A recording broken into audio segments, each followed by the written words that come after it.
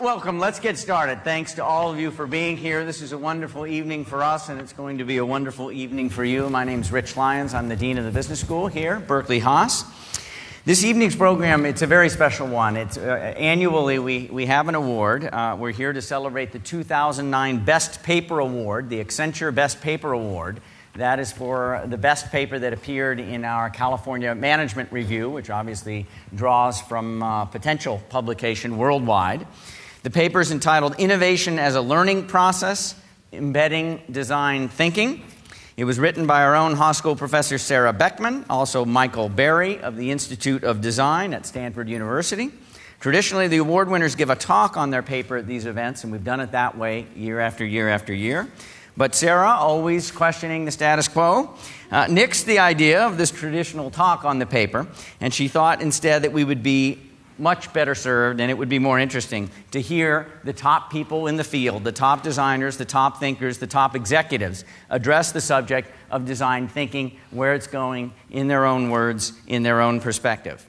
And so we will also get a first ever experience, a Potaka here. We're using that style event, Potaka, in order to present this material. For those of you that aren't familiar with it, you will be very, very soon, and it will get described a bit more later.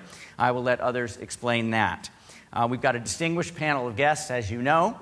There were lots of retweets on this event on the web today, which was just great. We appreciate your staying connected to it. It's also part of our Dean Speaker Series. This is our highest level speaker series here at the Business School. Mark Hurd spoke in this series very recently. Jeff Immelt and many, many other people have been here very recently in this series, so it's one we take very seriously. Before I turn it over to David Vogel, who is our editor of the California Management Review, I just thought I would give you a little bit of background. I don't want to take too much of your time on design thinking and its role here at the Business School, because it's been part of what we do for a long, long time, actually. We thought hard about the history on this, and it really, for us, in a real significant way, dates back to 1993 at the Business School here at Haas, UC Berkeley. And it was an MBA student, Amy Chen, 1993, a fashion designer from New York. She approached her operations management professor and asked why design wasn't showing up in the MBA curriculum, 1993. We often do this, so we challenged the student to come up, Amy in this case, to come up with a course on her own. She proceeded to scour the library for reading material. Frightened that she would have to lecture herself, she actually looked into what kinds of contacts through her network she could bring together to build this student-led, student-designed course. She brought in a lot of luminaries. Many names you will know. Bill Mogridge, co-founder of IDEO, spoke in that class, was part of that class. Jerry Hirschberg, head of Nissan Design International, was part of that class. Davis Maston, head of what is Cheskin. Phil Condit, who subsequently, as you know, became CEO of Boeing, and many others. Also, Peter Lawrence, chairman of Corporate Design Foundation, who returns to address us tonight. He was part of that. They all came with their 35-millimeter slide carousels. This marks the era, and intrigued our MBA students with all that they had to think about, and of course, things were changing very quickly at the time, as they are right now. From that student-initiated course, we developed a course known today as Design as a Strategic Business Issue. That was subsequently taught by Trudy Carrot-Ward, and upon her retirement was taken over 2 years ago by John Pittman of Autodesk, and John is also here tonight. Thank you, John, for being here and for all you've done for the program in this area. 2 years later, Alice Agagino, engineering faculty member, and our own Sara Beckman, they attended a conference hosted by the Corporate Design Foundation.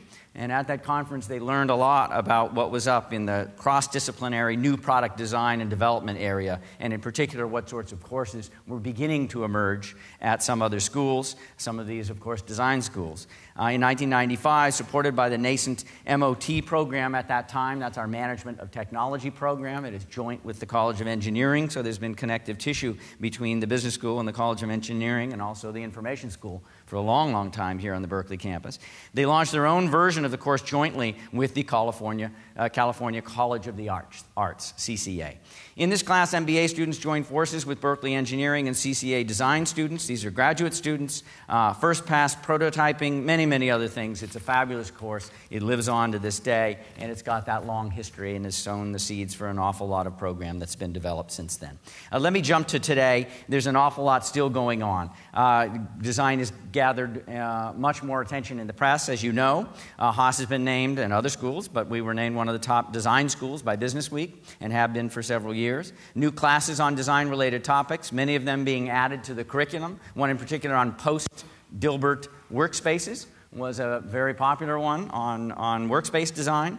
And many others. And most recently, as a matter of fact, there's a design thinking component to one of our experiential learning programs that we've worked hard to develop that we think is quite differentiated. It's essentially a structured process for delivering innovation in large organizations, a very structured, disciplined process. We call it Haas at Work. We've done it with many, many firms. We've done it with Disney. We've done it with Wells Fargo. We've done it with Visa, Panasonic, Clorox, many, many, many clients. And it's very exciting. And some of the content really came out of these design courses. And then the last comment that I'll make here, we have a new design and innovation club. This is another one of these organic student-driven clubs, but our first-year MBAs launched a new club around design and innovation. Very, very exciting developments.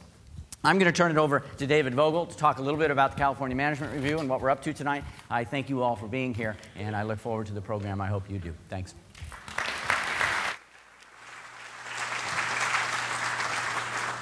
It's my pleasure to welcome you on behalf of the co-sponsor this evening, the California Management Review. The California Management Review is the Haas School's management journal. We're entering our 52nd year of publication, and one of the only business schools in the United States which publishes its own management review. And the purpose of the review is to link management research to management practice. And one of the ways we recognize the links between what we publish, what scholars study, and what managers do is through our annual award given by the Accenture Corporation for the last 22 years. And this award is selected through a two-tier process. The first round is the members of our editorial board, who consist of faculty from all the major California business schools, review the 28 articles published each year, and select the 3 which they think are the most academically important. And then we have a panel of very distinguished executive judges who are given those 3 articles and asked to choose the one which they consider the most significant and which they think will have the most long-term impact on improving the practice of management. This entire process and this event itself has been co-sponsored for many years, 22 years by Accenture, and I'm delighted to welcome Kristen Badgley from Accenture, who would like to say a few words and express also my appreciation to her for her long and her organization's very long and generous sponsorship of this award and their partnership with the California Management Review.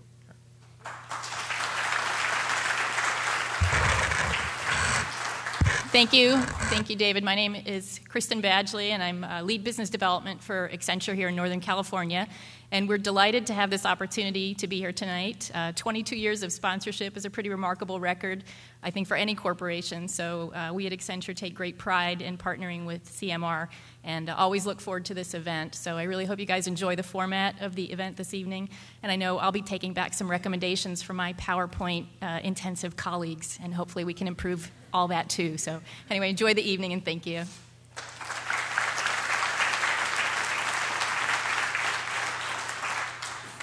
This award, as you know, is being presented to Sara Beckman and Michael Barry. I just want to say a word on Sara. It's really a special pleasure to present this award to Sara for many reasons, but the most critical is that 2001, I took a long-awaited year sabbatical and needed someone to take over editing the review, and along with Michael Katz, Sara Beckman graciously agreed to do that. And this last academic year, I took another sabbatical, and Sara edited the review in my absence as well. And this is really appreciated, and her editorship, her commitment to the review in the school, and her collegiality really makes her a very special colleague. And so I'm doubly honored to be able to present this award to her and to Michael Berry this evening. So if they would come forward.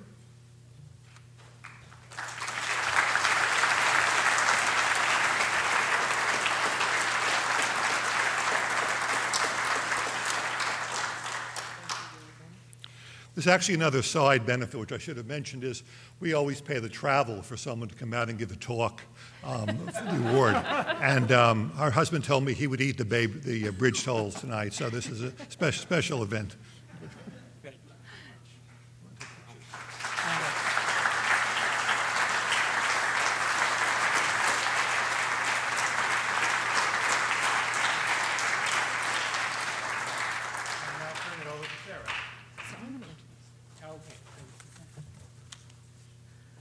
It's a great pleasure for us to be here tonight and see so many of you who've joined us. I want to give Michael a little bit more introduction than that so you know a little bit about him. He's going to launch our presentation tonight.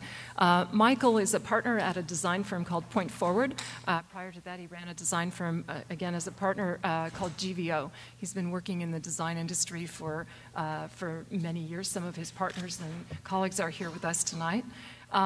And he has taught in the design program, the product design program at Stanford for some number of years now. And now, of course, at the new D School at Stanford, he is one of the faculty members there as well. So he is another one of these people who bridges the academic world and the real world, as you academics like to call it, or I don't know which one.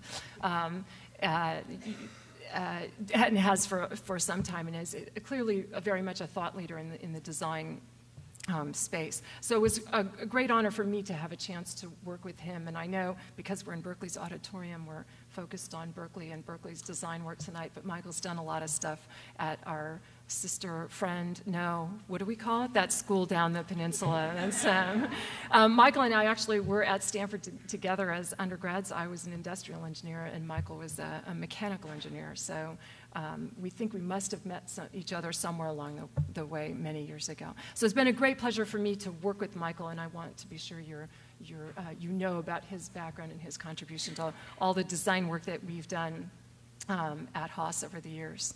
So I think Michael's going to take it away now and launch our introduction to tonight's presentations.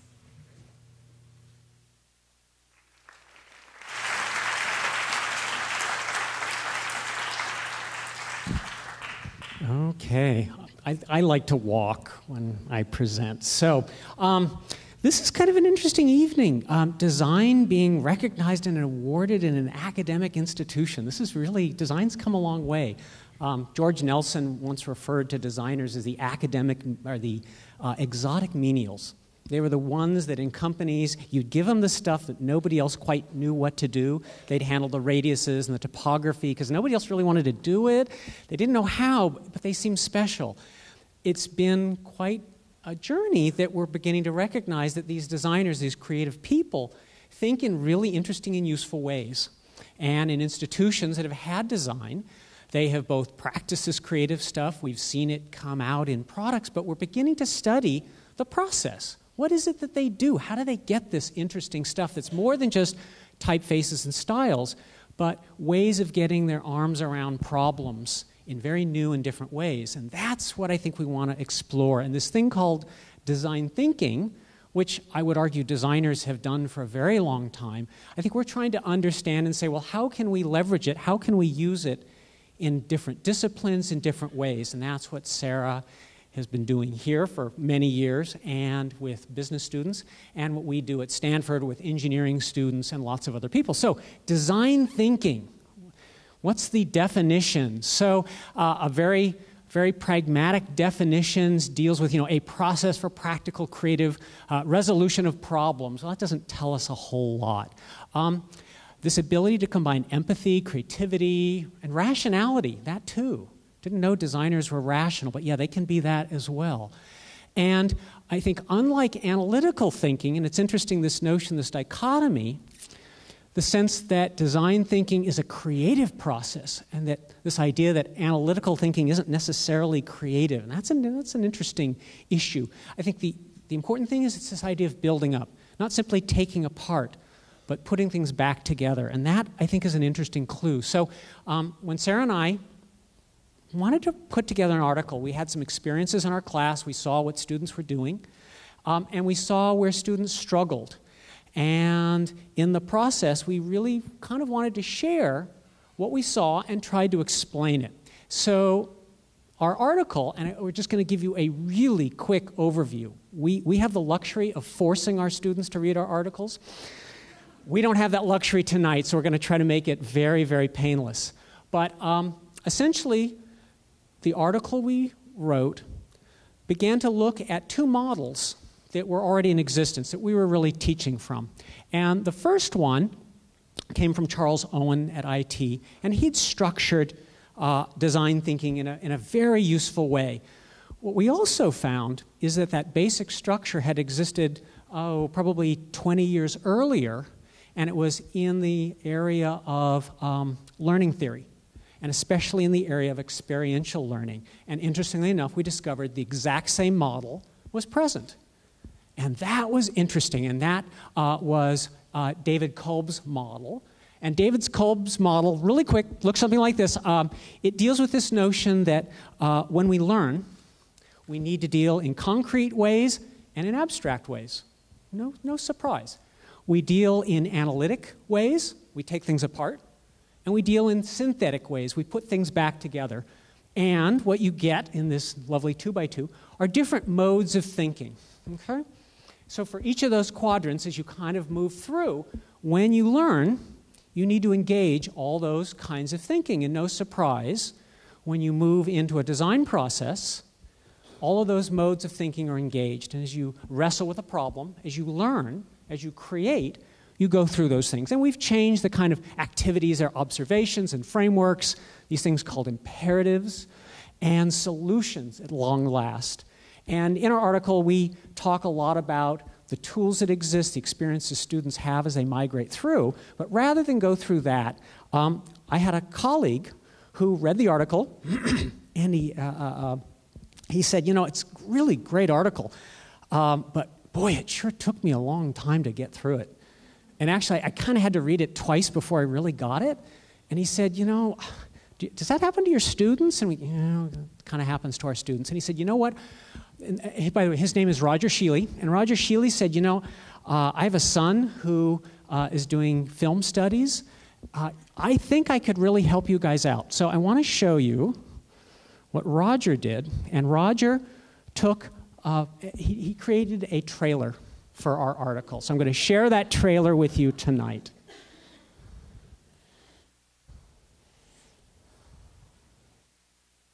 It's coming.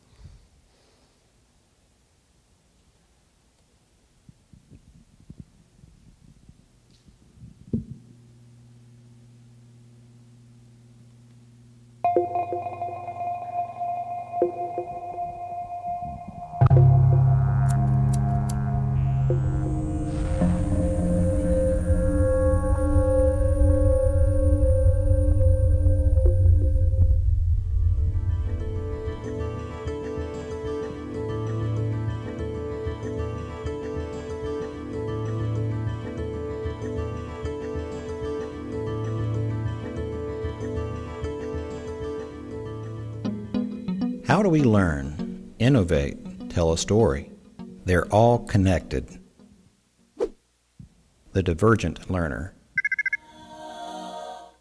Strong feelings orientation, often introverted, has broad cultural interests, loves art, history, and psychology. This learning style is ideal for the observation phase of the innovation process. They can link with people and with great care and understanding see what their needs are and understand the context of how they use an item or a service. Ethnography and other observation techniques will be used to establish the surroundings, language, character, culture, and history to provide a basis of meaning for all the observed activities of the user. These observations may be captured in the AEIOU format: activities, environments, interactions, objects, and users. Enter the assimilating learner. They can absorb and process more data than any other learning style. They like to take the data, process it, find patterns, and put it in a usable format that makes sense. This is the person that doodles graphs and charts during business meetings.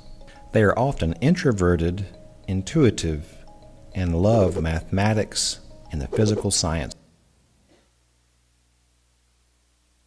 Analyzing the data from the observation phase, which constitutes the frameworks portion of the innovation process.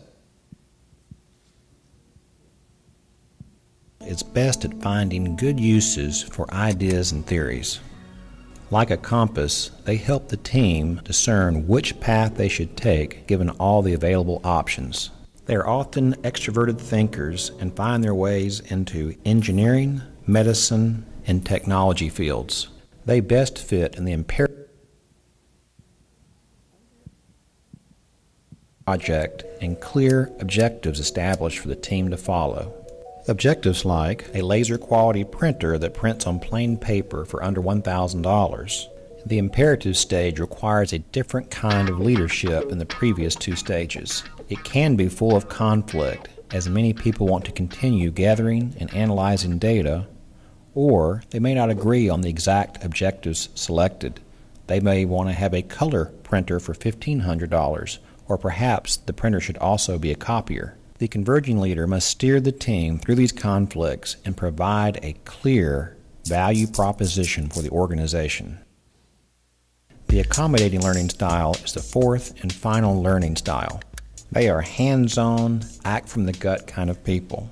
They score high typically on extroverted and sensing scales in the Myers-Briggs. They are just the people you want leading the solutions phase of the innovation process. Here, they can lead the team to brainstorm, generate concepts, and test those concepts until a final solution for the problem is resolved. It's important to note that the innovation team should include all four learning styles that travel through each Of the four phases of the innovation process, even though some team members will have stronger tendencies in some areas than others. Each person can develop in each area of these learning styles, developing not only a better solution for this project, but developing better innovators for future projects. If you would like to learn more about this topic, please reference the California Management Review article, Innovation is a Learning Process, Embedding Design Thinking, by Sara L. Beckman and Michael Berry. Great. Yay.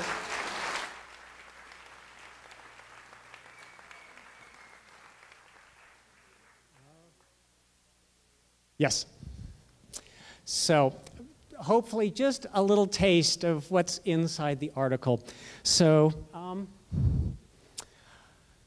with this now award-winning article, have we got this thing called design thinking worked out? We really, read the article and you're good to go. And I think our response is hardly.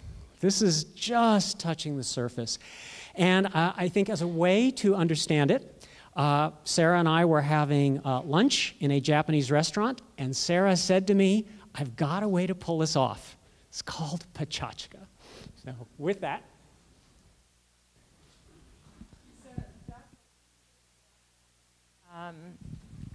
On what we thought about when we were trying to put the paper together, and Roger was great to put together the video. We thought it was sort of a fun way of looking at what we had done. So as Rich suggested, when this first happened and David and Cora and Gundar said that Michael and I had gotten this award, I said, listening to the guy who wrote the article speak just doesn't seem like fun to me.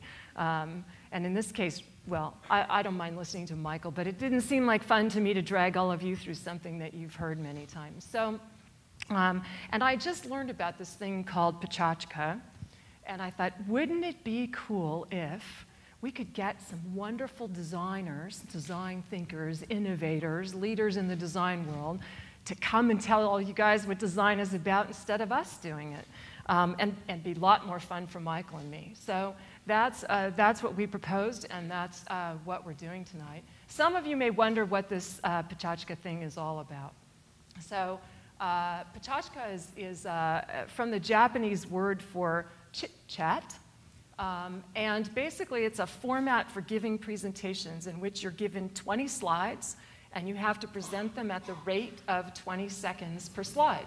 So you get 6 minutes and 40 seconds to tell your audience everything you think they need to know about whatever the topic is. And so that's the format we chose for tonight. So we have 8 speakers here. Each of them is getting 6 minutes and 40 seconds. We're cheating maybe a little. We're not running the transition slides between them at 20 seconds each because we thought that might be asking too much to get through all 8 of them in one evening. But we will transition quickly between them. So you'll get 8 different points of view. And the topic that was put forth to them is, what do business people need to know about design or about the value of design? And so that's what we asked them to answer in some ways. And I think what you'll find is each of them has taken a very different take on that topic, which is really fun. So the other way people think about Potaka, and Rich, were you the one that said it, or not? Oh, no, it was Kristen who said, I'm looking forward to avoiding death by PowerPoint. Now, this is still PowerPoint, so I guess the avoiding death part is really that you only have to tolerate any given speaker for 6 minutes and 40 seconds. So I have to give you a little caveat here. We learned at 10 o'clock last night that this is a trademarked term. and fortunately, by 6 o'clock this morning, we had the right to call ourselves a Potaka event. But I want to be clear that if you think you're going to do a Potaka, you should immediately go to this website and request permission to have a Potaka event in your own organization. So this is a little tongue-in-cheek, but as I was sitting there at midnight last night thinking to myself, now what do? I tried to dream up alternative names for this event, and the best one I could come up with was the Design Unpanel, because I figure we have unconferences, right? And this is sort of a panel, but I like to think it's better than a panel. You not only get to hear from multiple people, but you get to hear them present presentations they've really put some thought into and prepared for you, and really figured out how to deliver something to you in a nice, concise period of time. So I hope you'll think it's above and beyond a typical panel conversation. I will say 2 things before I launch. The first is we will have all 8 people stand up at the end, so if you do have questions that you'd like to ask of them, we'll spend a little bit of time letting that happen. So don't let it scare you that there's no table up here that they're sitting at and you think you might not get to interact with them. You will get to do that. And the second thing I'll let you know is that we have a group of Haas students who are in the Design and Innovation Club who are going to take a shot at mind mapping tonight's event, just a little bit of design activity in the corner of the room as it's going along. So for those of you who don't experience the design world often, you can watch a little piece of it in action. So that will be going on. So last little thing, as Rich mentioned, there's you can Twitter about the event as it proceeds. When I told Peter Merholtz about this today, he said, "Oh, you've entered the current decade," or something like that. And I assured him that with something like 500 28-year-olds and another 500, I don't know how many undergrads do we have, Rich? 700 18-year-olds, we were clearly in the current. So if you wish to Twitter, this is the hashtag. So everybody got it who needs it? You can find it? Okay. So we're going to start with John Jameson. John Jameson, as it says here, is the design lead and department manager for design and innovation at Clorox. This is a group internal to Clorox, a relatively small group. But it has 4 objectives. It does discovery, so looking for new opportunities. It does design, so figuring out how to design against those opportunities or in those opportunity spaces. Does advanced technology work, and it engages in open innovation, which hopefully all of you know well because Hank Chesbrough sort of owns. Has he trademarked that term? Do we know? So I think John may well hold the prize for having worked at the most design consultancies around. In fact, I was trying to add up all the ones everybody else here had worked at, and I don't think it adds up to John. Appreciate So that. John has a lot of experience in the world of design. And the last thing I'll tell you about him, which I'll tell you about everybody here, because I think some number of students in particular are always interested to know where do designers come from. John's undergraduate degree is in industrial design from Brigham Young University. So we're going to launch into the mode now where their slides are going to go flashing by. You probably wish ours had. At the rate of 20 seconds per slide. And I'm going to invite John to come up, and when he's ready, he'll start.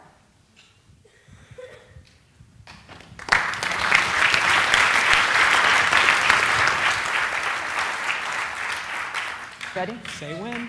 Yeah. Okay, let's go. 25 years, 6 months, 22 days. This is how long I've been married. My mother-in-law, my in-laws, my cousins, my parents don't even know what I do for a living. So I have 6 minutes and 20 seconds now to explain to you what I do. See, I'm ahead of schedule here. So one of the things I wanted to do, though, was make this very real. I didn't want to take a very conceptual level at this. I wanted to make it was real and tangible for you so you can look at it and go, this is what we do every day. And we talked about it in the office, and this is what everybody came out with. Said, no, John, you got to make this real for these students so they know what's going on, what we deal with every day. So I'm going to talk about the consumer. I'm going to talk about how we think about the consumer. I'm going to talk about what we do, why we do it, how we do it, and those type of things. Images, R8 Audi, cervical cancer detection device, Coke bottle, train, Ducati motorcycle, speakers. What do things all have in common is industrial design. Not design itself, but industrial design. So I'm being a little selfish here to ignore graphic design a little bit for a second. But the way we think of ourselves is we're creative problem solvers. And so we think of things visually. But really what we are the advocate of the consumer. Everything we do has a purpose. Everything we want to do is around the consumer. We think about the consumer. The ideas come from the consumers. The insights drive what we do. I'll let you read this because I can't get through it in 20 seconds. But basically, I'll explain desire, decide, and delight to you in a minute. But this is how we think of things at Clorox. And I truly believe this is how my beliefs have evolved. This is what I really think we're all about in design. Basically, the way we look at things at Clorox is desire, decide, and delight. So desire, if you think about a store shelf or an advertising magazine ad, that's desire. You see something, you go, gee, I want this. I want to go check it out. Decide is where the cash register rings. Somebody goes to the shelf and goes, I want that. I'm going to buy it. Delight is when they get it home. Does it behave? Does it work like they want it to? One of the things we're working at here is strategic use of design at Clorox. The first thing we do is define the business objectives, right, very quickly. The second thing we do is design the barriers or levers we have to accomplish to make the product work for the consumer. Is it a communication barrier, usage barrier? Determine design's role, right? So we try to establish those things before we get started. This is really going fast. If you look at these things, this is just a graphic change. This is a next generation or a brand new product. This is a complete use experience. But look at the bumps you get in sales. If you just do a graphic change, it's fairly small. If you do actually change the behavior, it gets higher. If you start with a new product, it's a pretty big number. The way we look at products, there's 3 ways of looking at them. We look at it as a refresh, which is just a cleanup, new graphics, new colors. Next generation is what is the next product. True innovation is what is it, what are we starting with? So we call this a game changer. This helps establish what we're going to do and how we're going to approach it. As you can imagine, a rapid response or a quick refresh is pretty easy to do. Very small cost. We could turn it in a day if we had to. True innovation projects, we're working on stuff right now that's going on 2 years, and we still have 2 years till it sees the light of day. So it's much more complicated. We're trying to get the true consumer insights to build businesses. We're trying to find $100 million a year businesses. You can see how they overlap if you look at a time scale here. So the first part, we're trying to define what the product is. Then we're actually trying to design it. Then we're trying to deliver, which means execution, get it ready for manufacturing. So basically, the first half we call concept creation. The second half we call product execution. So execution is engineering at a more detail level. But you can all see that they start earlier. Eye chart, ignore it. But basically, you see there's a lot of stuff we do. And if you had time, you could read through this. But back here, we're talking about product discovery. We're boiling the ocean. Down here, we're executing. So right now, my design group is splitting both worlds.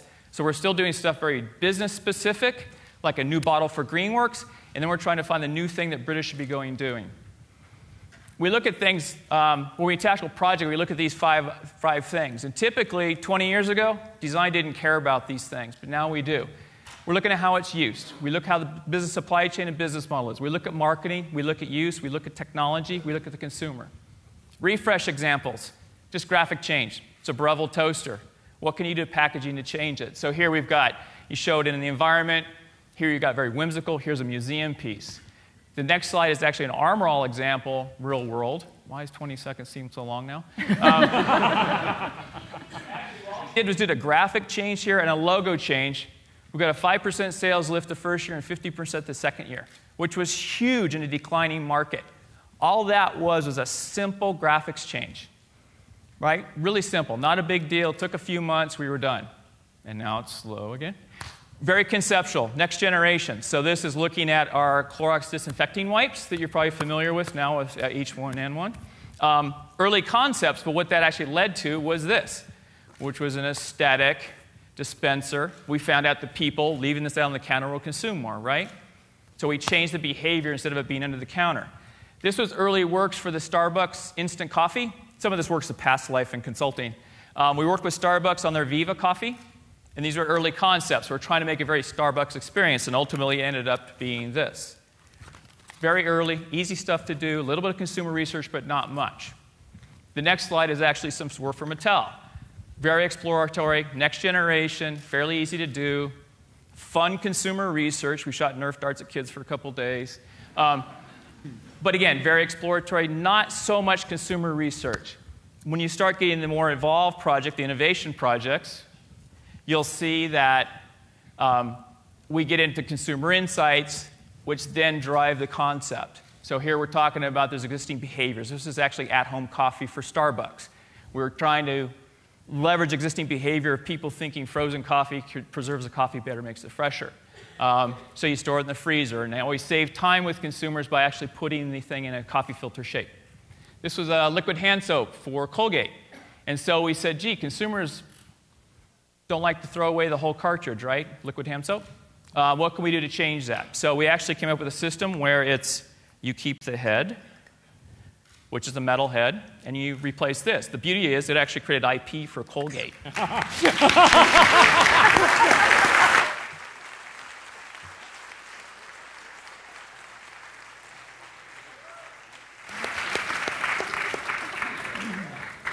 I want to thank John for going first.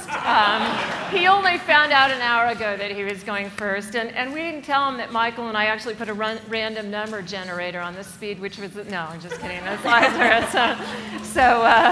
So thank you, John. That was a great introduction.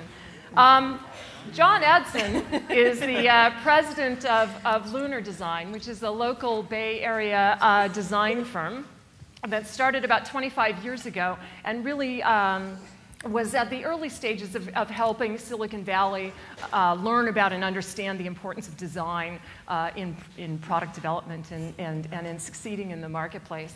But John isn't here tonight because John went home sick this afternoon. And so Gretchen Anderson, who is the Director of Interaction Design at Lunar, is going to deliver John's talk. So I think John somehow developed a sore throat or something on purpose just to see if he could put Gretchen in the position of having to figure out how to make this work.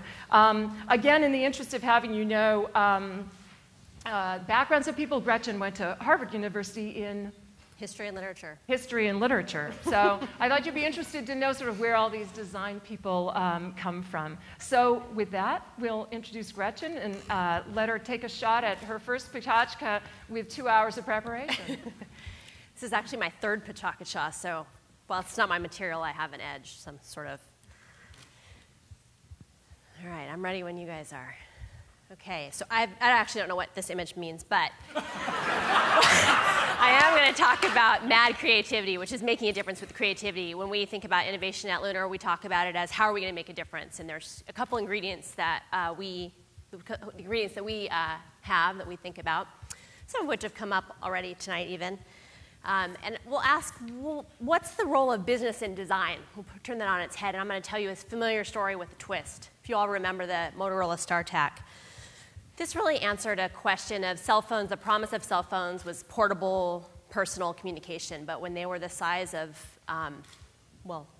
big things, not Zoolander, that wasn't possible. So the StarTAC was the first sort of pocketable cell phone. They had a huge success. But along came Nokia, and there wasn't really a big bump in the stock price of Motorola. You guys probably don't remember that, as I see some young faces up there. But there wasn't.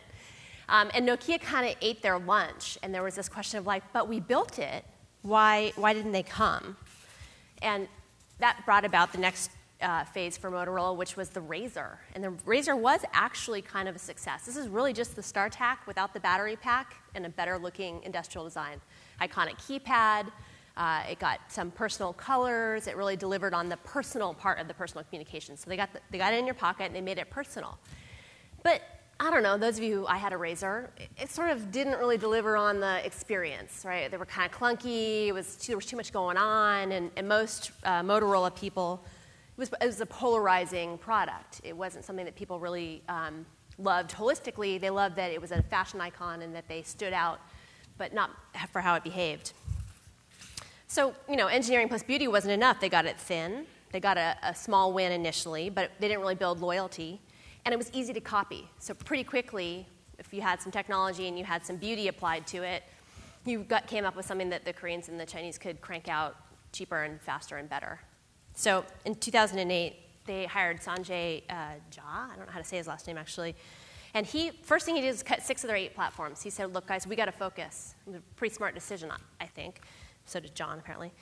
What he also did is start Blur, Motorola Blur, which is their sort of new social DNA. It is the service aspect of Motorola that can come in to support their product. So when I said 3 ingredients, those are typified by the Post-it, the Alessi, Philippe Stark, Juicer, and Virgin. And I'll talk more about why that is. The first ingredient really here embodied by the Post-it note is about ingenuity. It's the classic Silicon Valley strength. I can solve that problem with technology, right? This is the StarTAC problem. How am I going to get it in somebody's pocket? But as we learned in the last nuclear winter that happened, if you build it, they don't necessarily come. And then you look at Urkel for a long time. So then you have the second aspect of the second ingredient, add to ingenuity, add beauty, right? The classic industrial design, the classic design enterprise is about how do I make it desirable? How do I make people really lust after it? Also very important.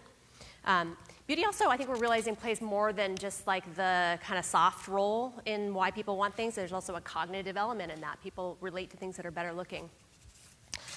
So then the third ingredient we talk about is connection, sort of the behavior. What is the larger ecosystem? What is the larger enterprise that this product exists in, whether that's someone's personal life, whether that's their actual technology landscape that they use, and how are you going to tie those things together? So in theory, now Motorola has those 3 ingredients. Are they going to succeed? I don't know. John says they'll have some measured success, likely.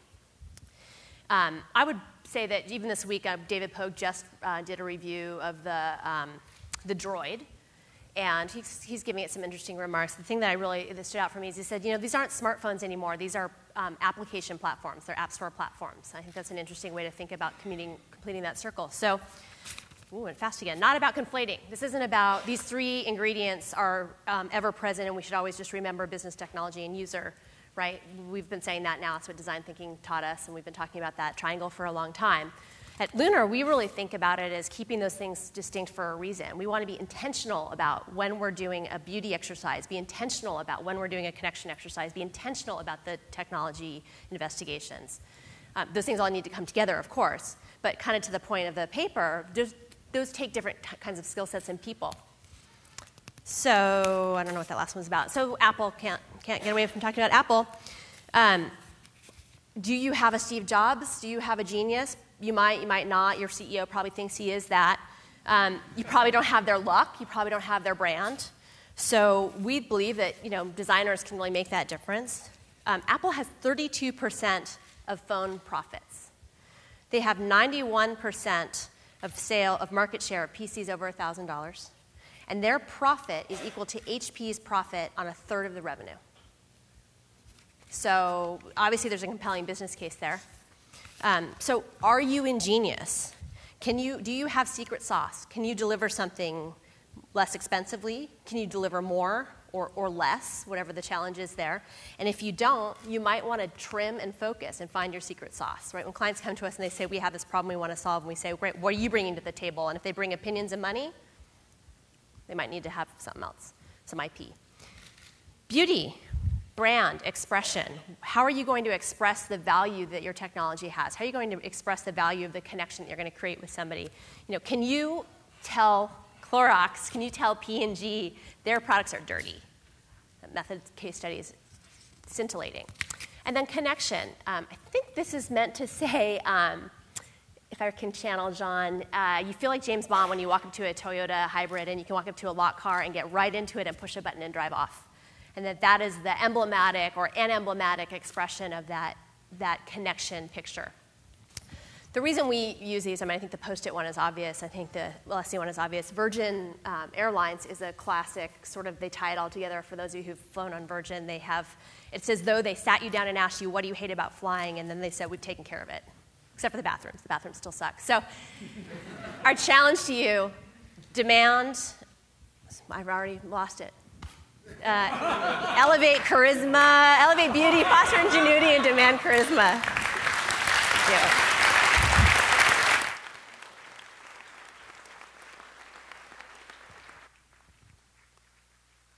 Thank you, Gretchen, for stepping in. And it's always hard to deliver somebody else's work.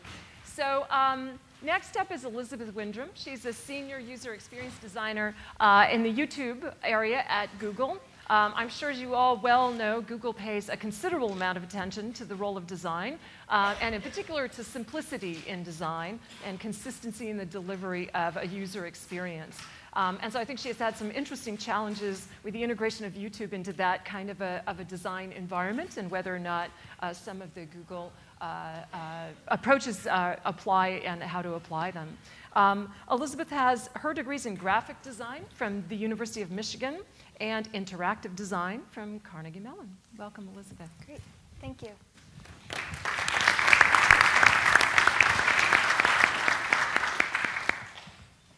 Ready to roll. Hi, so I'm Elizabeth. As Sarah said, I'm a senior user experience designer at Google. And I've spent the last 4 years working hand-in-hand with MBA graduates on Google Web Search, Google Maps, and currently on YouTube. So through those experiences, and also through kind of in preparation for this, asking many of them kind of what are the things that you felt you didn't get from an MBA program that you've sort of been learning at Google. And what we discussed was sort of the tendency in MBA programs to kind of analyze markets and look for business opportunities within those markets and let sort of company objectives drive product innovation. And what I want to talk about today is instead looking to people for this. So not just developing consumer products, not just developing kind of usable, approachable interfaces, but actually ingraining people into the product development process from the very beginning. So people obviously have different needs, whether it's looking for music, learning how to tie a bow tie, connecting with people, comparing widgets. And it's a fundamental shift to kind of really step back and try to understand what are people's latent needs. Obviously, there still needs to be kind of research around this to make sure that there is enough demand within the market and kind of at a larger scale to support those individual needs. But at the end of the day, especially with consumer products, you are developing something that a person is actually going to use and that they should be delighted with as well. So 3 things I'd like you to leave with today are 1, address user needs, not your needs or your business or company objectives. 2, build strong concepts. Don't waste your time polishing a turd. And 3, measure design systematically. So don't be misled by kind of a flashing click here button or other sort of pieces of the UI that don't necessarily correspond to what it is you're looking for. So let's talk a little bit about trying to kind of understand people's needs, and sort of diving deep into what I realize you guys have had some exposure to with ethnographic research. But user-centered design is also not necessarily user-dominated design, that there clearly, as you've heard before tonight as well, there needs to be an interplay. There needs to be kind of technology to support it, as well as it needs to be a financially viable kind of opportunity that you're resolving or kind of building the product for. So in trying to understand people's needs, one very simple technique is obviously just talking to people. Additionally, there are more kind of traditional ethnographic methods of having people do diary studies or kind of track their interactions over time and then reflect on them. And all of these should help you piece together what we call kind of user types or use case, and then from that developing use cases. But this isn't kind of women 25 to 45. It's really sort of somebody who's engaged in the community aspect of your product, or somebody who comes to your product just to get a quick bit of information and leaves again. It's sort of understanding those different types of people that are using it. Power users. Developing for power users does not mean developing every imaginable feature. It's really about, again, understanding kind of what nook and cranny that person is going to be using, what aspect of the feature, or what feature within your product, and following that path to its fullness. So developing kind of user types and kind of use cases from that should also help your whole team have a shared model of what it is you're building. So you don't have somebody building a house, a modern house, and a skyscraper, but it really kind of lays the foundation for, at a conceptual level, what is the underpinnings of what it is you're building. So in thinking about kind of developing strong product concepts, when you're thinking about developing something that's for e-commerce, or you want somebody to buy something, it's not about, I don't even want to ever hear at the beginning kind of where's the buy now button. You really want to be focusing on the concepts behind this. Starting with many different possibilities, over time beginning to narrow down these things, and this is everyone coming together to brainstorm different options. And then through time coming down to the UI, so it's letting the product concepts lead to features, which then lead down to individual interface elements.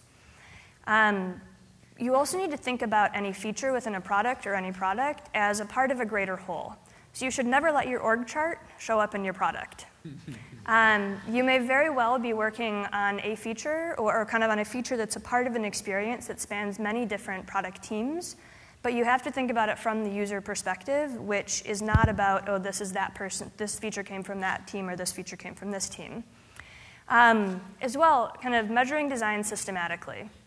Now, for any product, you're going to have key metrics, whether it's visits per user per day, and a lot of UI changes are going to be really hard to measure through those key metrics. So you need to make sure you're looking at the right level of granularity. It's very easy to for any new feature, make a flashing click here button, and it's going to get great CTR, and great features a wonderful success, but obviously everything else suffers. So it's just key to think about kind of the impact overall on how kind of any change takes place. You also want to be looking at a variety of metrics for any change. So ideally at kind of attitudinal as well as behavioral, and trying to get a sense from many different perspectives of how people are experiencing your product, whether they hate it, whether they love it. But thinking about this kind of on the attitudinal level, things like focus groups or surveys where people are telling you how they're perceiving your product. And then on the behavioral side, whether it's usability studies or logs analysis, kind of understanding how they're really using this and using all of these different pieces of information to gather and kind of better understand how people are working through your product. So again, 3 things. 1, address user needs or people's needs, not your company or your personal needs. 2, build strong product concepts. Don't waste your time polishing a turd. And 3, measure design systematically. Don't be misled by a flashing click here button. And that's it.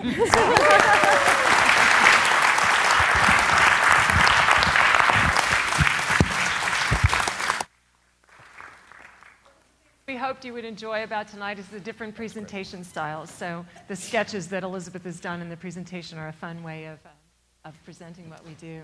Our next speaker is Peter Lawrence. Peter Lawrence is the chairman of the Corporate Design Foundation. Peter's been a good friend of the Haas School, particularly around these design-related issues for many, many years. As Rich suggested in his introduction, Peter is the person who first got us started on doing cross-disciplinary design work at the school. Peter did his undergraduate work in economics, so now we're starting to get a little closer to home here, and then did his master's degree in architecture at the Rhode Island School of Design. Peter.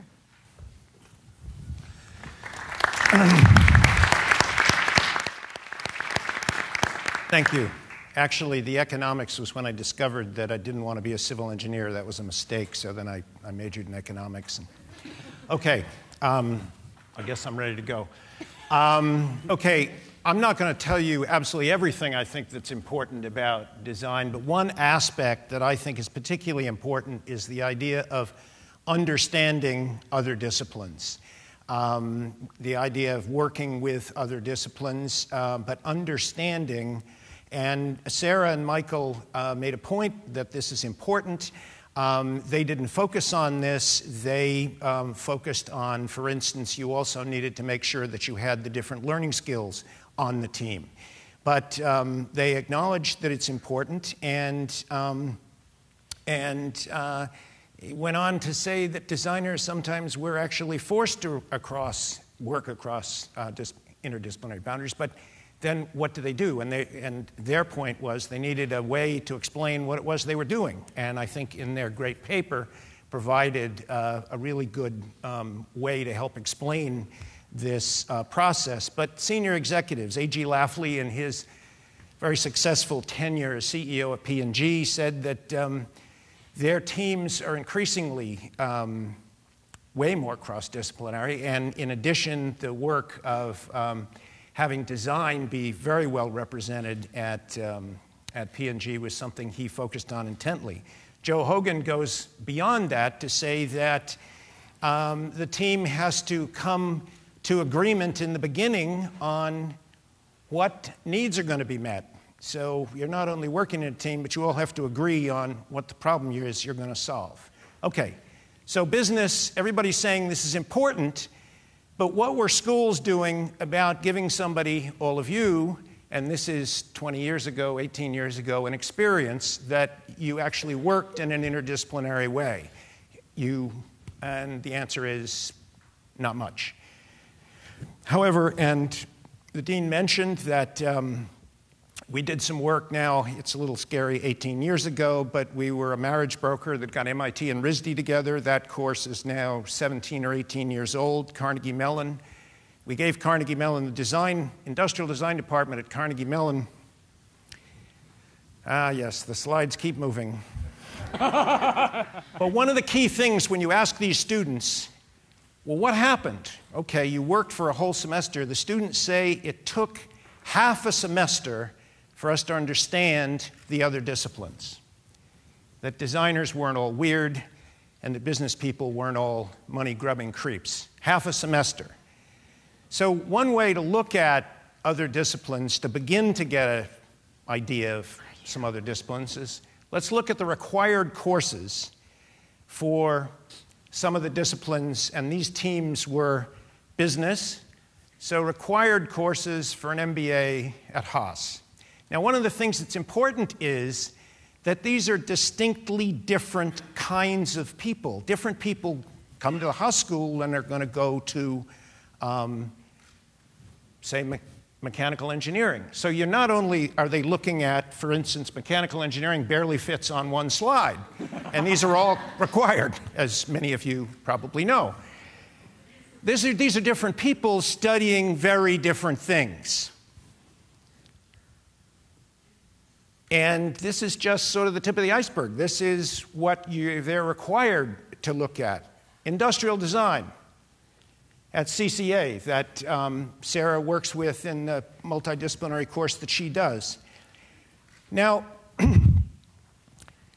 not only are these different, one of the things that I like to talk about in terms of design is that and these are, and actually, I don't know, something happened to this slide, but actually when I asked the people at CCA, they actually said, no, they're actually all studio courses. Now, a studio course is 6 hours a week instead of 3, and you're basically you are working, you're model making, you're illustrating, and, sorry.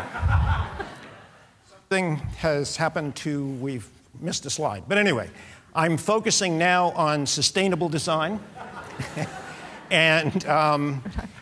And one of the things when you're thinking about sustainable design, look at what nature's done.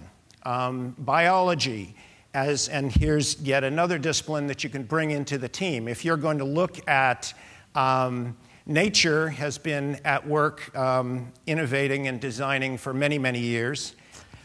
We've also done a number, if you take the schools you saw before, and this is a small group of the schools that are participating in a sustainable design competition that we've organized that's going to be in the spring semester that must have students from at least 3 disciplines, from business, design, and one other discipline. I also urge you to look at Janine Benyus's writing and asknature.org, which has been funded. We have representation, and you will hear a little bit more from Autodesk later, but I urge you to go to asknature.org. Nature's been innovating for a few billion years, and there are some incredible lessons there. Thank you very much.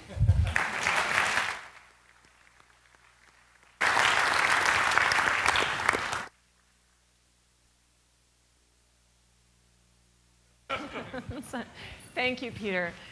Peter has been working very hard for many years to try to help people understand those 3 disciplines, engineering, business, and design, and how what they teach is different, but what ought to be shared across them. And so he's made some inroads in doing that. Laura Lee is up next. Laura is a principal at Jump Associates. She just joined, which is a strategy design firm, if you will, located down in San Mateo. She joined there a couple of years ago. Prior to that, she was, get this title, Vice President of Enthusiast Services for Harley Davidson. One of my favorite projects that she worked on is the Harley Museum. And if you're ever in Wisconsin and get to go up to Milwaukee and go there, it's a terrific place to visit. And she got to be a core player in designing and bringing that online. Laura's undergraduate degree is in Chinese language from Brown, and then she majored in business and international affairs at Wharton. Laura.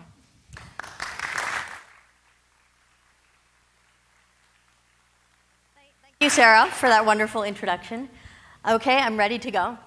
So good evening, everyone. I am Laura Lee. I'm a principal at Jump Associates, and Jump is a design strategy firm. So what we do is help our clients tackle their most complex growth challenges by combining their unique capabilities with the unmet needs of people out in the world.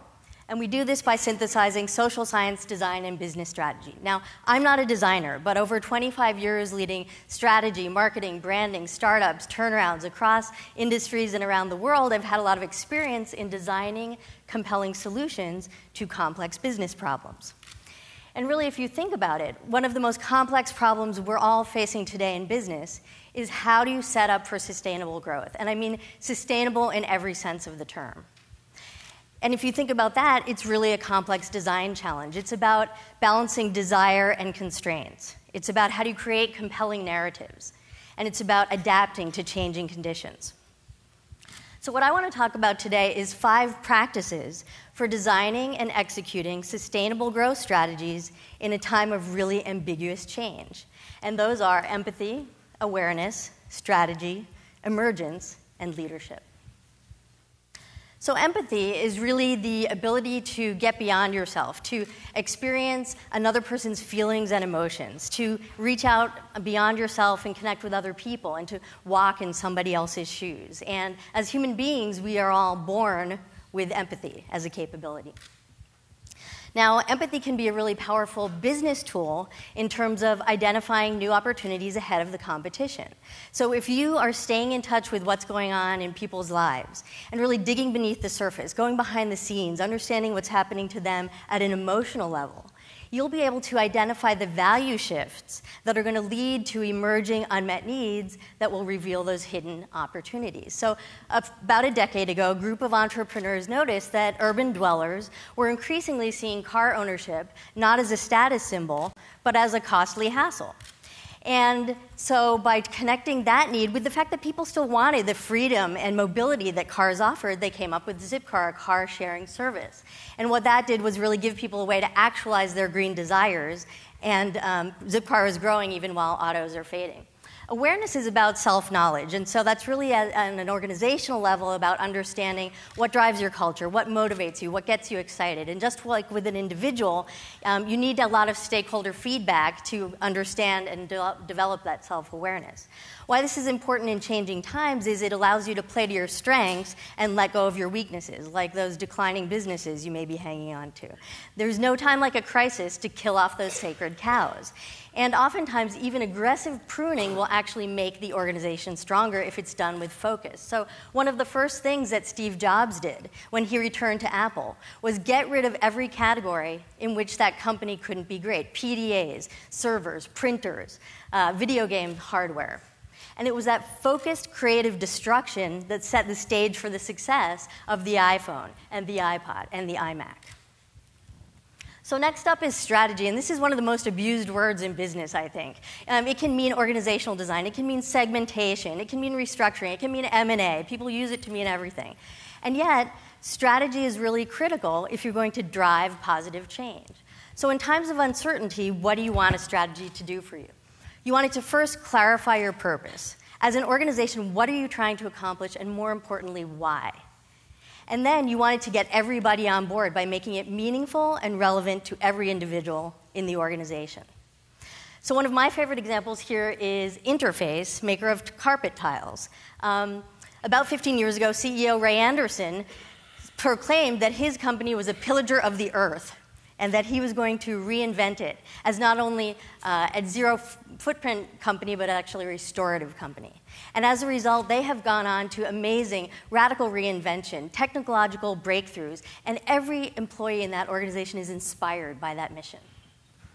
Now, emergence is a concept that's about a lot of little activities coming together and converging to paint a bigger picture. And in nature, there are lots of emergent designs like sand dunes and like the patterns of a hurricane.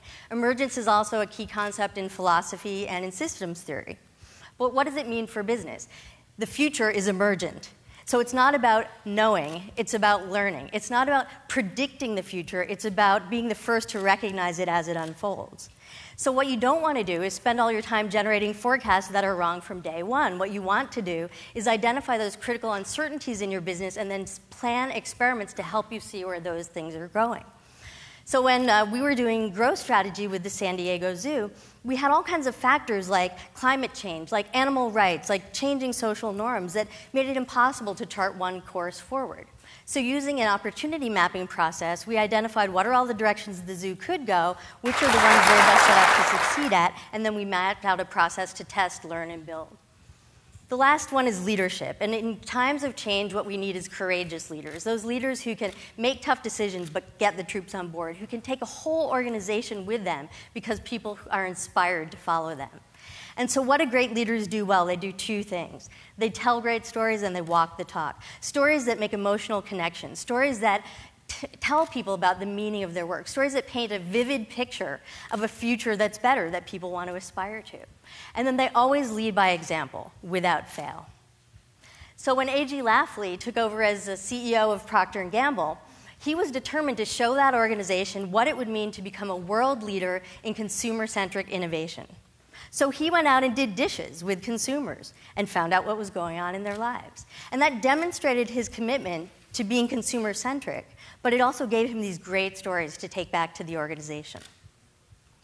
So it's been my pleasure to share these ideas with you today. I hope they will be useful going forward, and I would like to thank Michael and Sarah for inviting me to be part of your celebration.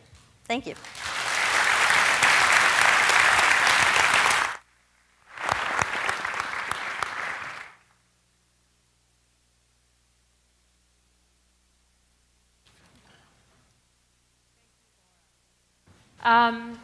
Peter Meyerholtz is our next speaker. Peter is the president of Adaptive Path.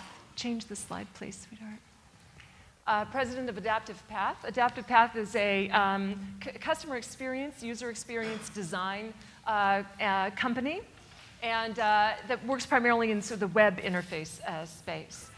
Peter's been particularly instrumental in starting up both the user experience and managing experience workshops or sort of conferences that are held every year, which has really created a community around these concepts.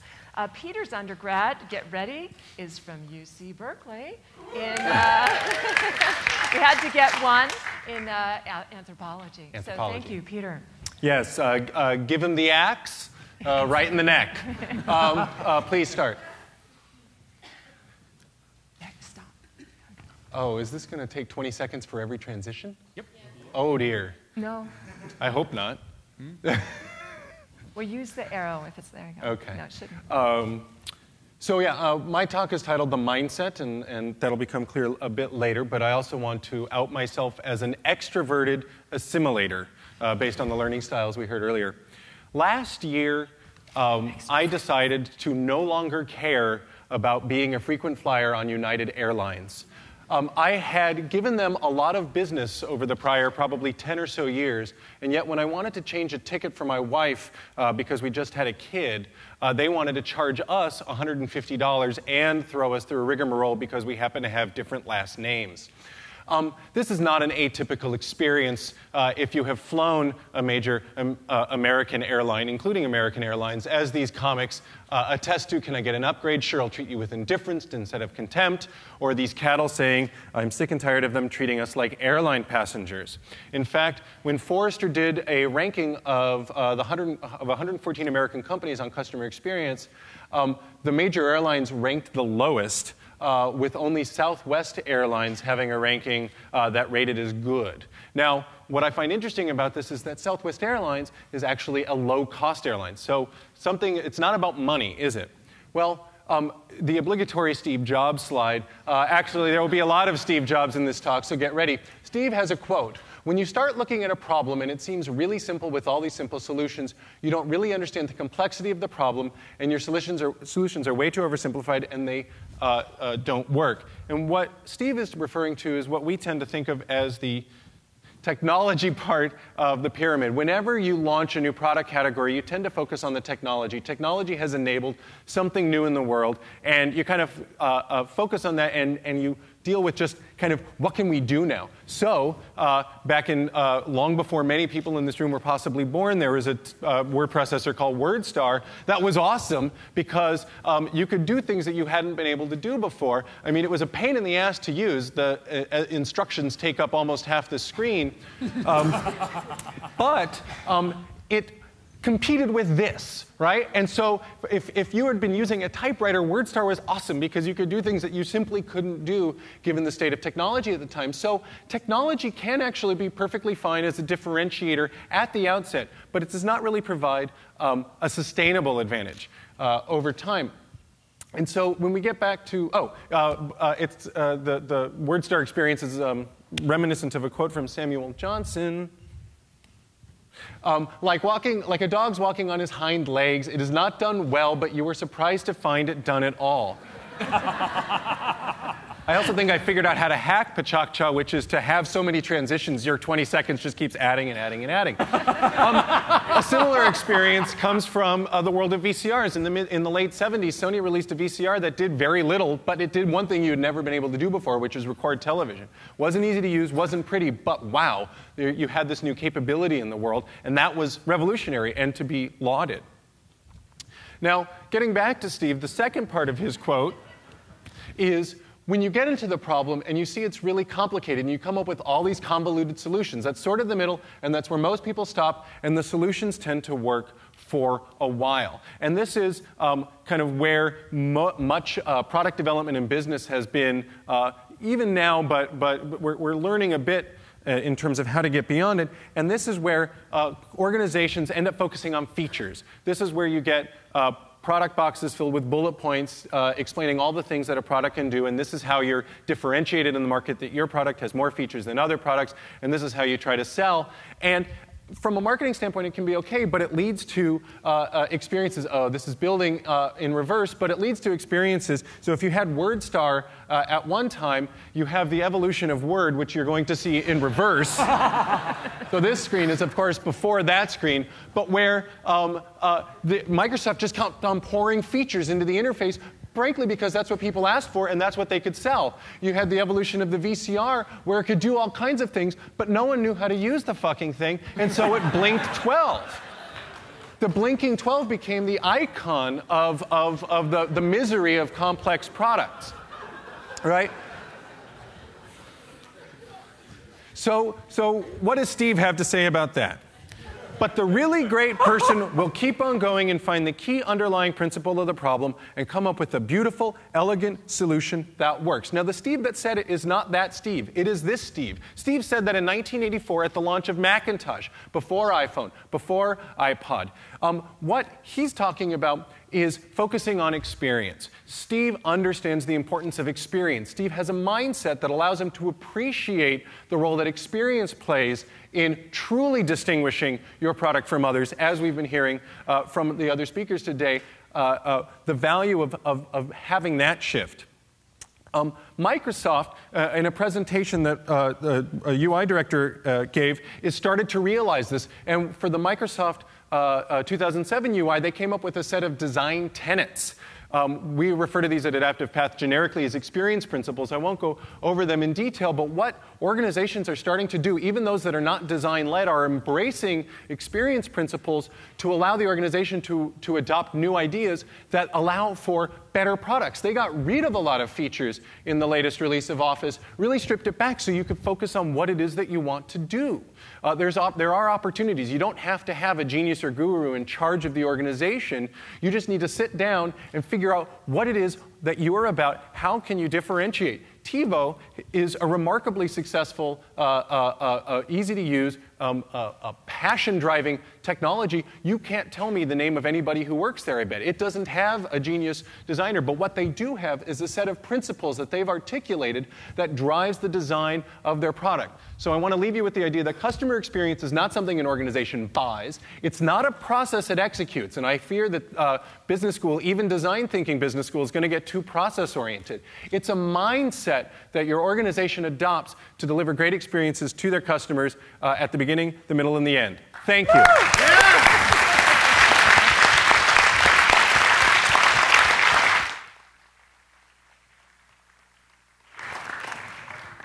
A new Potaka, that was how many slides at the rate of 5 seconds per slide, right? That's thank you, Peter. Next slide, please. So our penultimate speaker is Barry Cates. Barry Cates has the award tonight for the most academic appointments. Absolutely. He's my son is done with being the technical director of tonight's program. That's he's the professor of humanities and design at California College of the Arts. He's also on the faculty in the mechanical engineering department at Stanford, and he is a fellow at IDEO. So one of the brains behind the design firm that all of you have heard about. Way behind. Way behind, he says. Barry's sort of a design historian, and so he brings to us a particular perspective on design that allows us to put it in its much broader context. His degrees are from McGill University, the London School of Economics, and UC Santa Cruz, and he might have to tell you what they're in, because I don't know. Yeah, sure. Thanks, Barry. Thank you.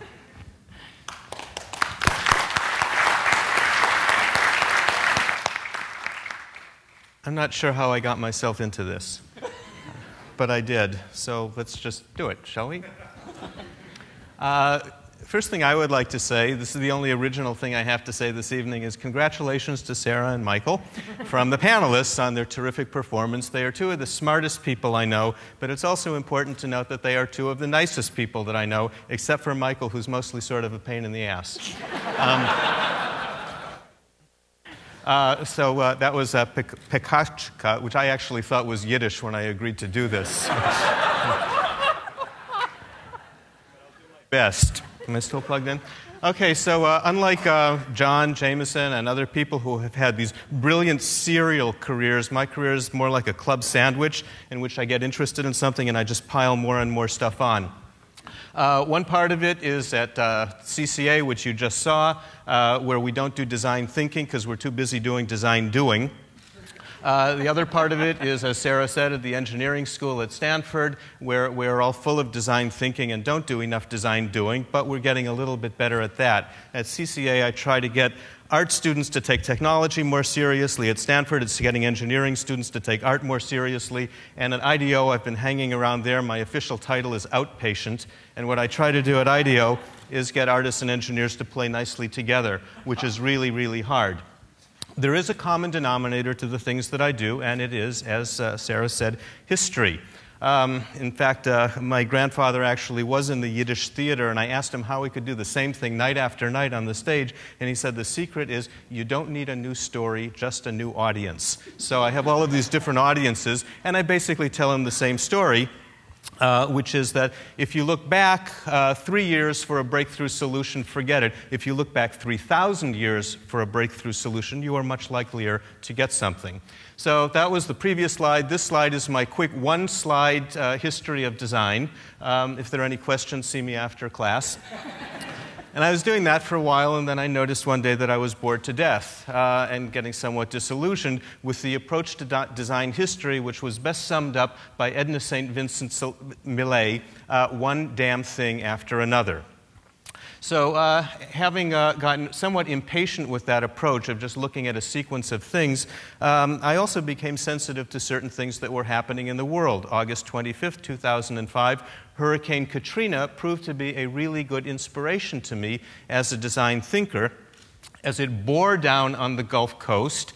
Come on, bore, and created absolute havoc in the region, and was one of many things that got me thinking about alternative approaches to the history of design and its possible relevance to what we all do. So this is a guy by the name of Darren Mellerine, who after 6 weeks or so was allowed by the Army Corps of Engineers back into his house to retrieve some precious objects. So he looked at his brown hairdryer, and he looked at his Sony Trinitron, and he looked at all of that other stuff, and he found his kid's teddy bear. And it gets me thinking about why we value the things that we value, why we, not just what things mean, how things mean, and raising larger and larger questions than just the sequence. Let's skip the last one. There are lots of absolutely cool products out there. We've already met the razor. But I'd like to introduce you to the young lady who's going to kill me. I don't know when and I don't know where, but I do know that this is probably how I'm going to die, a miserable death. So it's not really about the product at all, or it's partly about the product, but the product is a prop in a larger performance, which is called our lives. So I find myself increasingly less interested in the things than in the behaviors around things. And I was sparked by a discussion I had on stage at the museum a little while ago with Alessandro Mendini.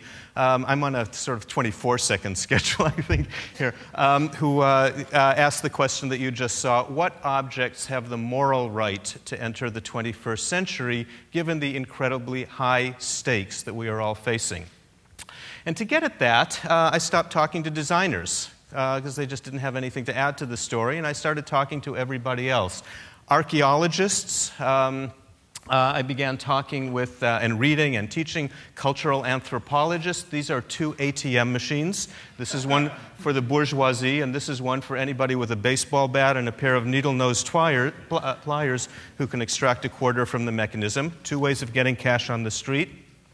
Anthropologists were helpful. Archaeologists I started talking to and reading and thinking about. Social psychologists such as Mihai Csikszentmihalyi, whose argument is basically that it's not about things at all. It is about the transactions between people and things. Things are placeholders of meaning. I have significant scholarly training in the history of technology. And that, of course, taught me that sometimes progress moves backwards. That's the first remote control RCA introduced in 1958. Does anybody have any questions how it works? So sometimes Things don't necessarily get better because they get smarter, or we get smarter. And finally, I even turn to some of my philosophical friends. Wittgenstein's famous remark that don't think, look, use your eyes, or the remarks of Heidegger, thinking the thing things, which got me scratching my head, and I'm still scratching it, which is why I'm losing some of my hair. So with all of this multidisciplinary approach, somewhat similar to what Peter was talking about in terms of cross-functional teams, but I'm using it more as a heuristic tool for understanding things in a broad historical context.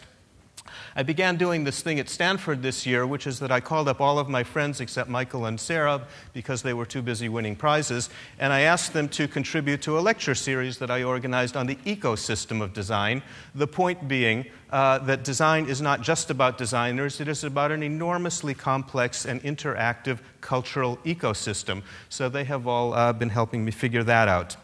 The last line of whatever trivial information I have for you comes from one of the great thinkers in American design history. This is George Nelson, whose name I think already came up once in Michael's talk, which is in answer to the question, what should I study if I want to study design? Don't study design, study life.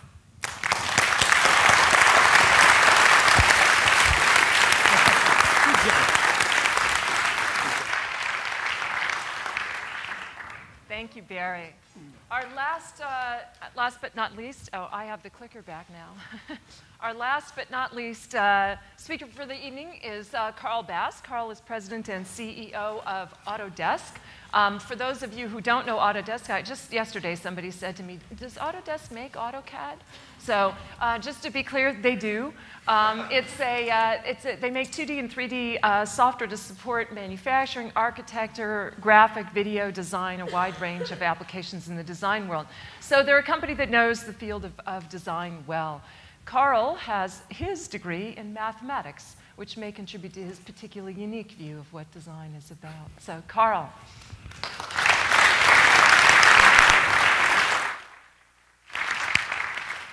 Thanks, Sarah.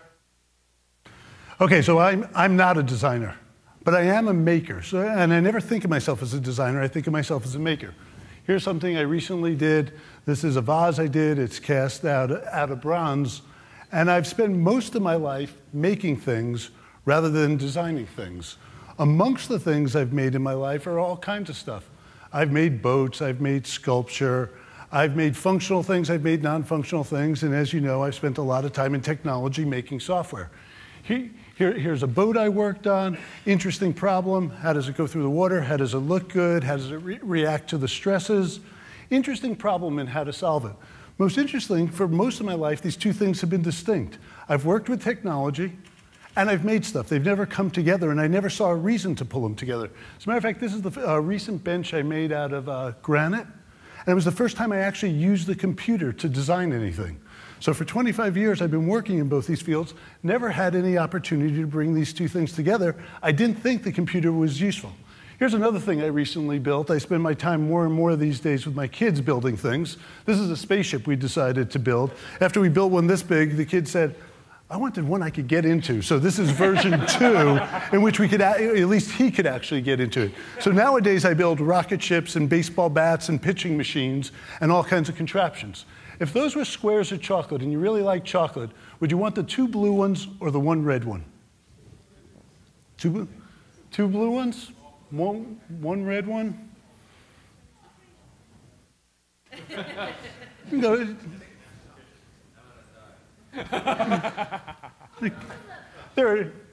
So, does that help you any? You sure about the blue or the red anymore? Does it make any difference? Turns out this is a kind of a 4,000-year-old problem. Somebody had this idea a long time ago.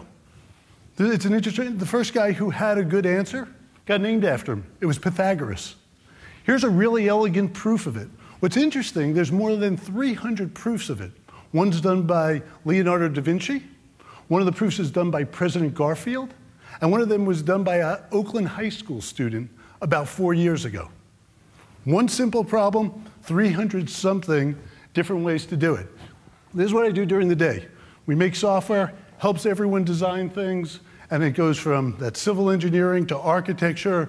Most of the cars and planes and most things in the world that are made are often go through this software and used to do it. So we don't design anything. We design software that helps people do it. This is interesting. This is what our customers make. Our customers make some of the most interesting, most important stuff in the world. I love visiting our customers. One thing I'd say, though, is I love visiting them. I love walking around. When I walk into the place called the Innovation Lab, I cringe because I know the stuff coming out of there is going to suck. Everything else about visiting customers is great. So I want to talk about 4 ideas. 3 I think are really good ideas. 3 are really important. I think they're relevant. Comes from my background as well as I do in my day job. And one idea that I think is not so interesting. So let me talk about the not so interesting idea first. I was thinking, how can I come to Michael and Sarah's party and say, what's a not so interesting idea? And why I think it's not interesting, I don't even know what it is. I read the paper twice, I tried 3 times, and I thought there was lots of interesting ideas in there, but I found out they didn't even use that word, design thinking. That was the most interesting thing. It's not in there. It's a trick to fool Google into indexing it and coming up at top of the list. That's what the design thinking is. So 3 ideas that I think actually are important. One is actually using computers and being able to digitally model things so you can understand them and experience them as if you actually built it. Because if you ever built something, you would know that when you get to the end of it, you wish you knew at the end, the same thing at the beginning. Here's an example of what you could know about a city nowadays. What we can actually do to analyze and simulate and understand what's possible is amazing, and people don't take advantage of doing that. So I actually think there's a lot of archaeology and a lot of anthropology and a lot of sociology, but there's a lot that people can do by actually understanding the things they're going to do at the end. This is a friend of mine. He's a sculptor who lives in West Oakland named Bruce Beasley. And what I like about it is when he thinks about using digital modeling, it's really simple in his terms. He says, I like to make mistakes with electricity instead of with stone. Makes a lot of sense. And so I think the first important idea is that. Second, this is about biomimicry. You heard about biomimicry. This is one of the first examples. This is Velcro. On the left is the nature-inspired. On the right is the Velcro itself. Comes from burrs in plants sticking on clothing. Someone observed it, saw that, and realized that Velcro would be a good idea. I mean, nature's been at it for 4 billion years, figuring out good answers.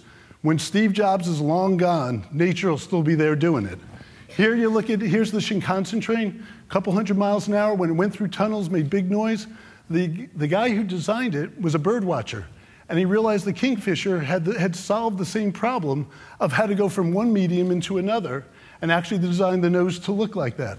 Third example here is this is about a butterfly. We all know the problem with pigmented color that comes from using heavy metal and what happens with that metal when you have to dispose about it. Instead, the butterfly relies on structure in which it uses structural prisms inside to bend the light to change the color. And now people are taking this and putting it into products like consumers, products as well as clothing. This is the third idea, using the computer to help really generate new designs.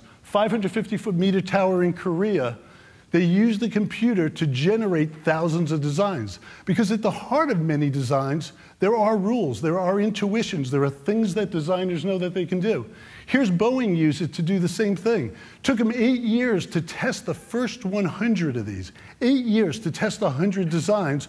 Once they figured out what the rules were, they put the computer to work and they were able to do 8,000 more designs in 3 months. Complete difference in what you're able to do. Here's something you may be familiar with. Here's the water cube at the Beijing Olympics. What they did is use the computer to model what was going on with water, and then they chose what they liked. I've seen people do this with music synthesizers. I've seen people use animation software to look at bending cloth.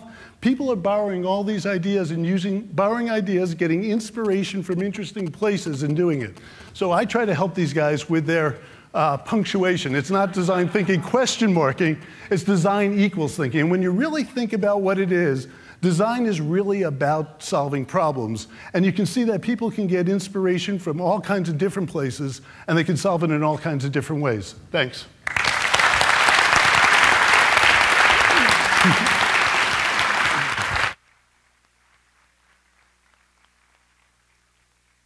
So that's the end of the formal presentations. I think they've all done a terrific job. This is really lots of different styles and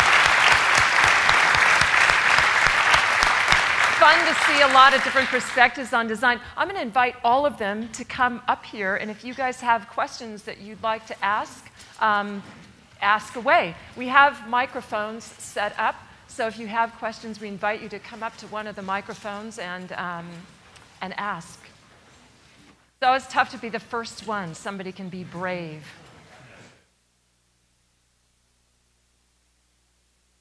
Not one single question for the whole... Come to the mic. All right, come on up to the microphone here, if you would.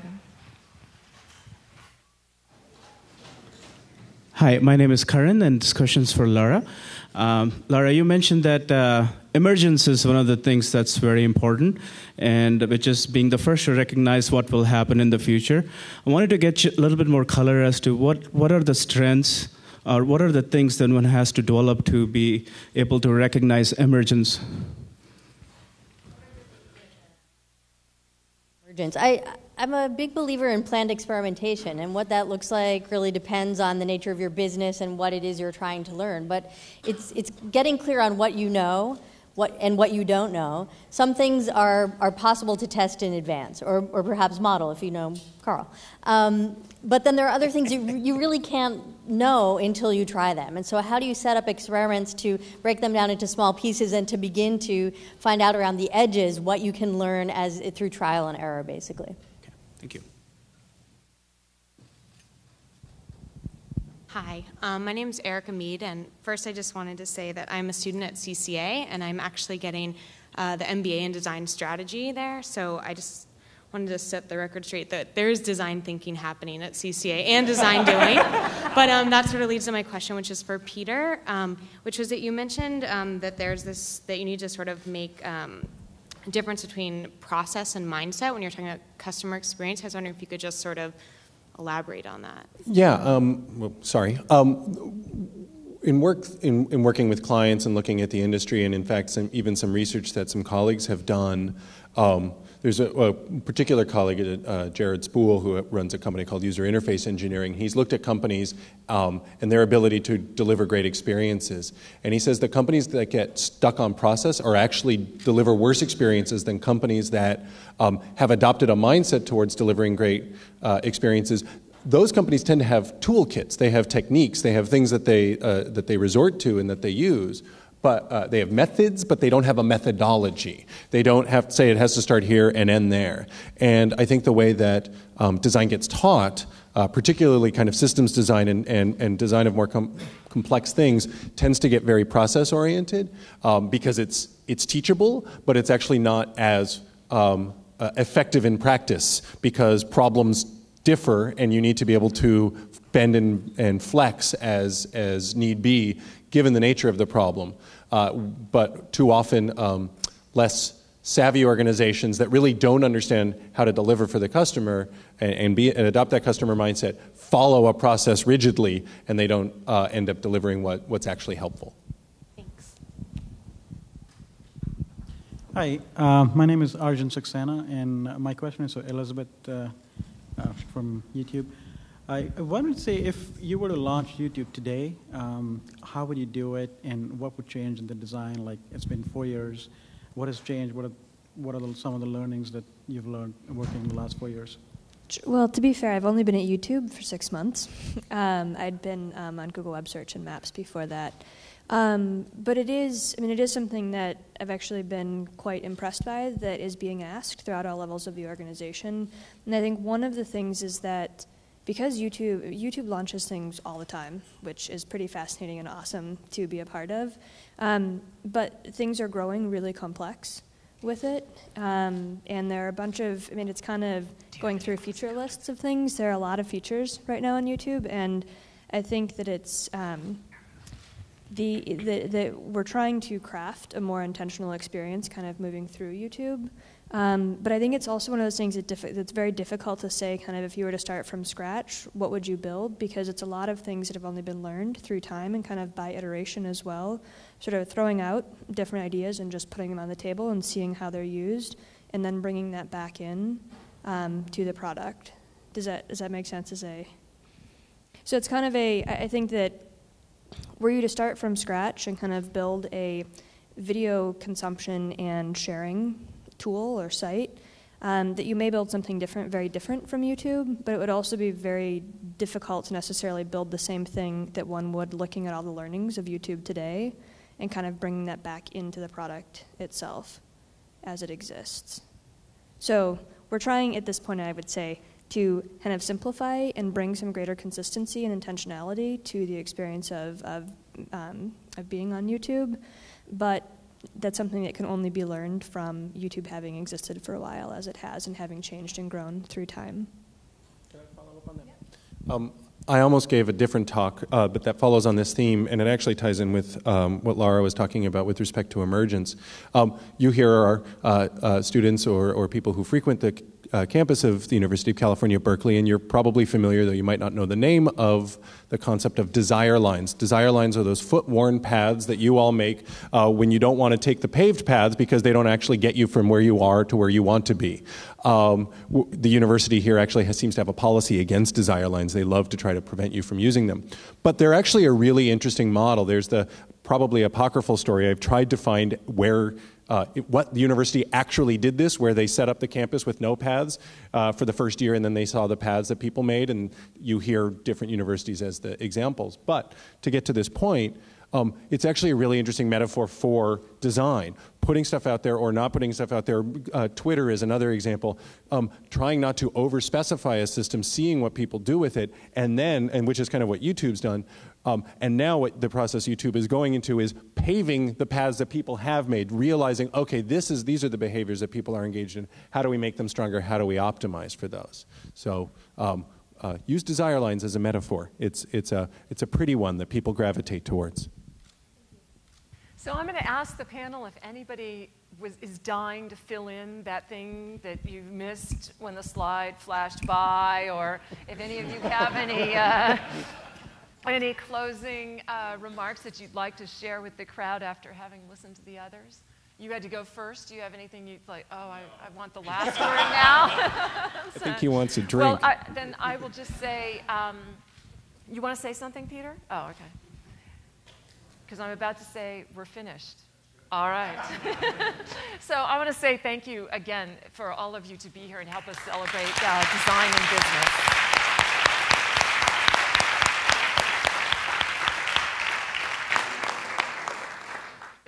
If you have any questions, thank you.